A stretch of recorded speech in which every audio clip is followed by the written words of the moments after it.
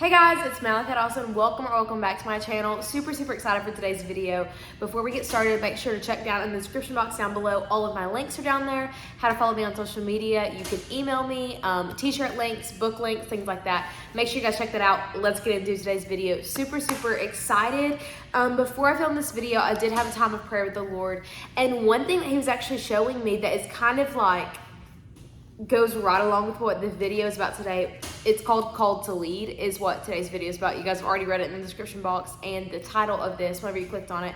But the Lord actually was showing me that I turned around and I was praying in the church, so there were a lot of chairs, and then whenever I turned back around, it was like there was a light in front of me, and I felt the Lord say to me, there's people that are watching you, watch me. And that's so powerful right there, because that's so true. As Christians, every time you label yourself as a Christian, you're labeling yourself as a leader, because Christians are called to be out of this world, not like the rest of this world. So whenever you are pursuing God, there are people watching you in pursuit of Him. And that's so true, because if they don't ever experience God for themselves, they can see God through you. And so how we even portray God to other people is so important. And so that's why today's video is called to Lead, and I'm super excited. Let's get into it. So the first thing is this: as Christians, we are called to lead and not follow the rest of the culture. And I think this is something that a lot of people struggle with, being a Christian, growing up as a Christian, being in this teenage kind of lifestyle. Even whenever I was a lot younger, I just there was this battle that was I want to be on fire for God, but then there's also a hunger to be popular. Your flesh desires to be liked by other people. And so there's this weird little balance that you're I want to fit in. I want people to like me. I don't want to be an outcast. Growing up, going through middle school and high school, you've had those times. I'm being completely transparent right now. You've had those times where it's God, I love you, but loving you sometimes means being completely counterculture to what everyone else is doing. Sometimes, going after God can make you not popular, can make you the outcast, And so you have to realize that as you choose this Christian lifestyle, you're choosing to walk on a narrow road. And that means that you don't get to follow what everyone else is doing. I mean, look how crazy our world is right now.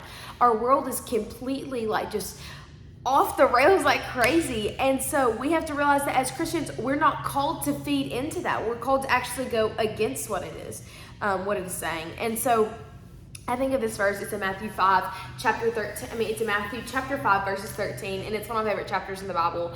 And it talks about this: you are the salt of the earth. This is Jesus speaking to the people, and he's saying, you're the salt of the earth. And he says, but if the salt loses its taste, it's worth nothing more than to be thrown out and trampled on by men. And that verse is so powerful. I think I've preached on it a million times. I'm sure if you guys have followed me for a while, you've already heard me, my little spill about how much I love this. But salt, back in the Bible, whenever they didn't have refrigerators, was used to keep meat fresh. And so in that same way, whenever Jesus is saying, you are the salt of the earth, and in that same way, salt was used to keep meat fresh, meaning that we're called to keep other people fresh in the way of we're called to live a life that is worth following. We're called to live a life that is completely counterculture to what everyone else is doing. We're called to live this pure and holy walk. Christians, a lot of time, I don't know if I should say this or not, Lord, please speak to me. So I'm just going to say it. Okay, so I feel a lot of Christians in today's world, in that they think that, being a Christian also means that you can look like the rest of the world, but then proclaim you're a Christian. But whenever we do that, we confuse the image of God to non-believers. People that don't believe in God, they watch these Christians that claim that they're Christians, and they go live a life that looks exactly like a non-believer. And we have to realize that people are watching us. If someone has never experienced God and they encounter you and you say that you live for God, they may associate how you live, how you speak, what you say to God. And so whenever we proclaim that we are a follower of God, we have to live up to His standards. We have to live up to His expectations. And so I was watching this video, and there was an atheist, and the interviewer was like, why don't you believe in God? And he said, I don't believe in God because of the way Christians act. And that broke my heart, because I realized that the way that we live matters. The way that I act out in public matters. The things that I post on social media matters, because people are watching you. Whenever you say you're a Christian, there are going to be people that are watching you, how you live, how you speak, how you respond to other people, how you love people unconditionally. Whenever people do you wrong, how you respond to them after they did you wrong matters. You know, living this life for Jesus, it matters.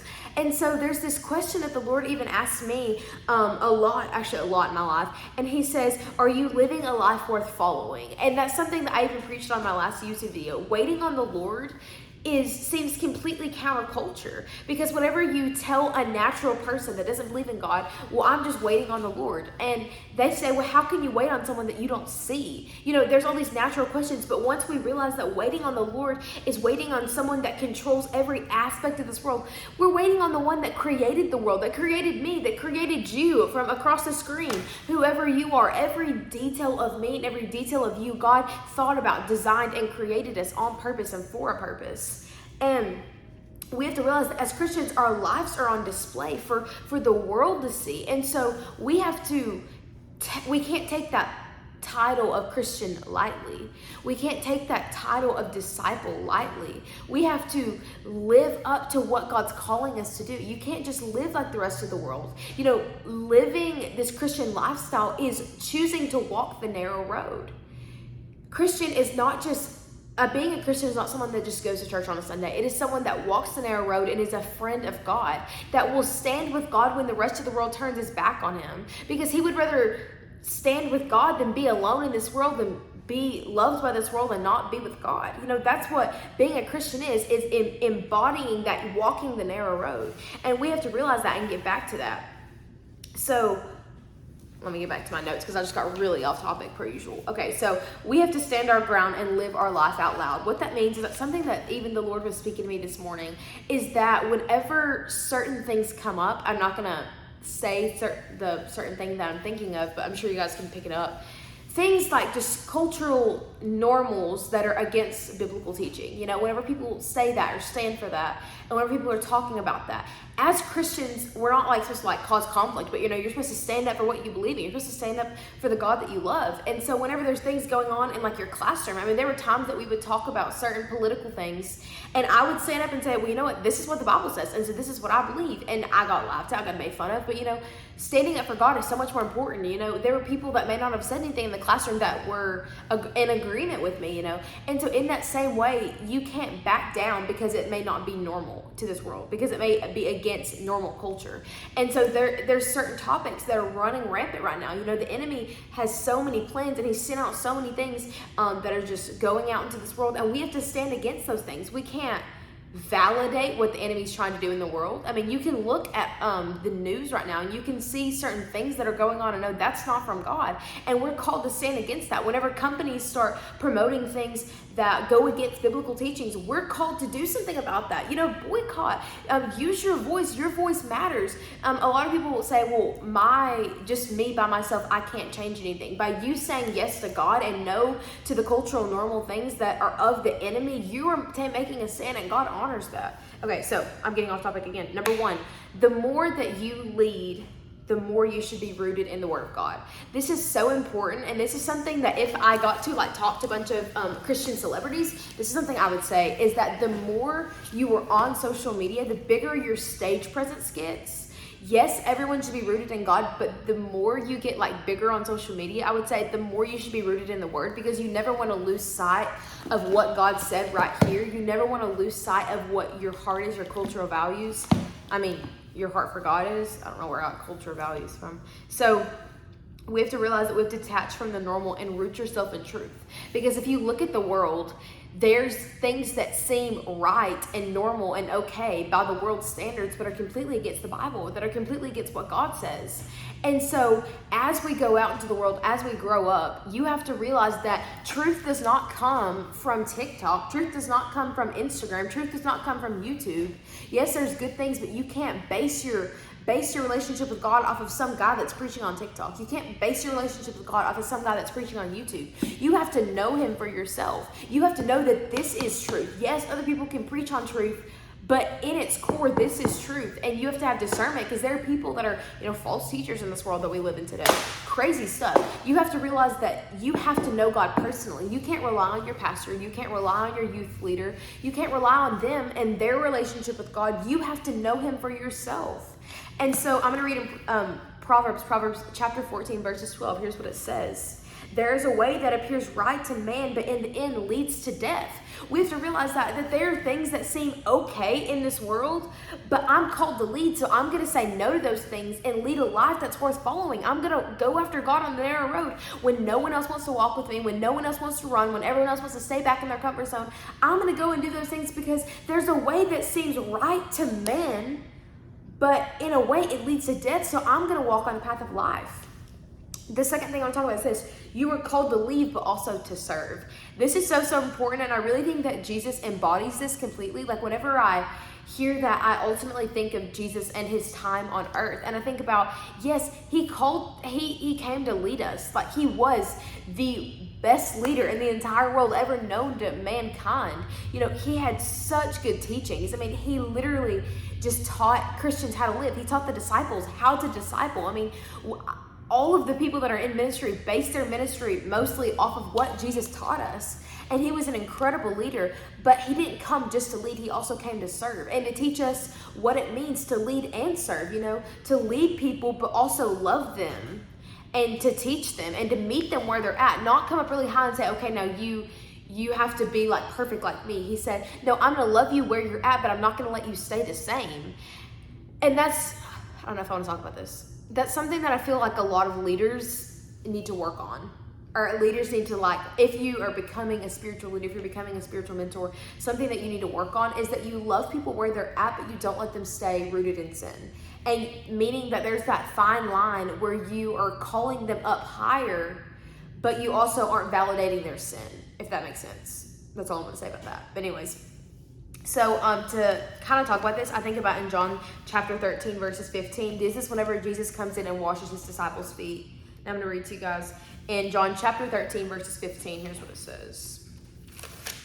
Okay. I have set you an example that you should do as I have done for you. Very truly, I tell you, no servant is greater than his master, nor a messenger greater than the one who sent him. Now that you know these things, you'll be blessed if you do them. Okay, so basically what happened was Jesus came in and washed his disciples' feet. And at the time, Jesus knew that Judas would betray him and would sell him out for money. And Jesus knew that. Like, one of his closest 12 people, his closest disciples, the 12, he knew that one of them would betray him and sell him out for money. And he still came in and washed his feet.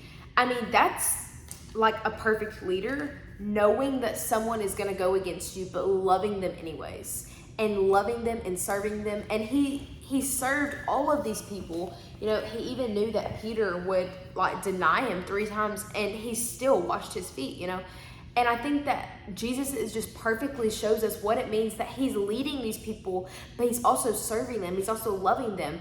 And we have to realize that, if you are a leader in some aspect, that you don't have to hold yourself to a super high pedestal and put yourself up there and think, I'm better than all of you. Instead, you're called to love people. I'm with you. We're friends. And you're called to love people just as much as you're leading them. Yeah. Okay, so lead people in the right direction, but serve them where they're at is, I think, that all leaders should kind of work on. And I think that all of us should work on. I mean, including myself. You are called to lead people in the right direction, but serve them where they're at. I want you, whenever I'm preaching, I'm leading people, but also I'm meeting with them one-on-one later. How can I help you? Where are you at in your spiritual life? I'm with you, friend. And that's just something that the Lord's really been speaking about just as Christians, you're called to lead no matter where you're at, no matter how old you are.